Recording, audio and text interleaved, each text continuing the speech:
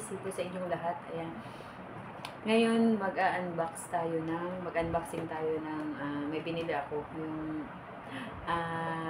gift ko sa sarili ko. Ayan, sa ating pagtatrabaho dito sa ibang bansa. Ayan, nakabili din tayo ng para sa sarili natin. Ito na siya guys. So, walaan nyo ano to, char. And malis kami kanina ng amo ko kasi bumili kami nito. Matagal ko nang gustong bumili nito. Matagal ko nang gustong nagsabi sa kanya na bibili ako pero syempre wala siyang time. Lagi silang busy, laging may lakad, kaya yun, hindi nakabili. Pero ngayon, at least, sinamahan niya ako bumili. Bumili kami nito sa Kurum. Ito.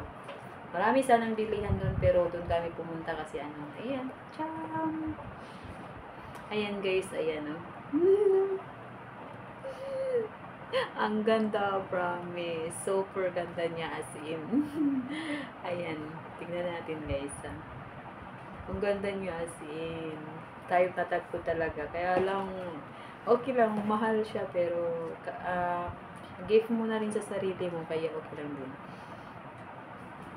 Ito siya guys. Ang ganda niya, makapal siya na Ayan, meron siyang pendant na heart. Tapos, itong chain niya is makapal, pero may design. At, 6 grams. 6 gram yung chain niya. 22 carats. Ayan, maganda siya, 22 carats. Mura lang, mahal pala.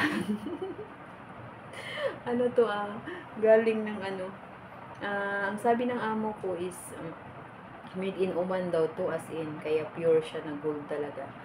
Made in Oman. Tapos yung pendant is made in Turkey. Turkish to. Yung pendant, lang to wala pa siyang grams, magaan lang. Wala pa siyang 1 gram, pero mahal din to. Yung chain is lang to, 173 real. Tapos yung ito, 35 real to. Pero syempre natawaran namin. Yung amo ko mahilig tumawad. Kaya nakuha ko lang ng 200 real siya lahat. Nasa 30,000 din yung halaga sa Philippine money. Kaya isukat natin. Tingnan natin guys kung bagay ba siya atin. Charot.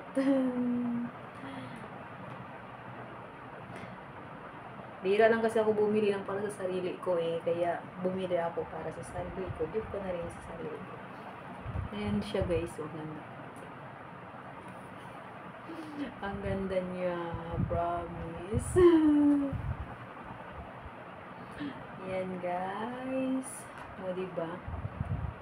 Ang pangalan ng shop na binilhan namin is Al-Nifisa. Ayan, Al-Nifisa. Nasa lang to siya, nasa Kurum. Sa Kurum lang kami bumili. Pero maraming bilihan dito sa Oman, sa Matra, or sa Rowi, ayan. Pero mas kami dito sa Kurum bumili kasi may ginawa kami. Ayan, thank you. Kahit papaano, diba, may gift tayo sa sarili natin, sa pinaghirapan natin. Ayan, 4 years din kasi ako din ako uwi at malapit na akong umuwi, kaya see you sa mga nasa Pinas. Ayan, surprise ko na lang kayo kung kailan, hindi ko sasabihin, charot. Ayan guys, thank you, bye bye. Yan lang yung papakita ko.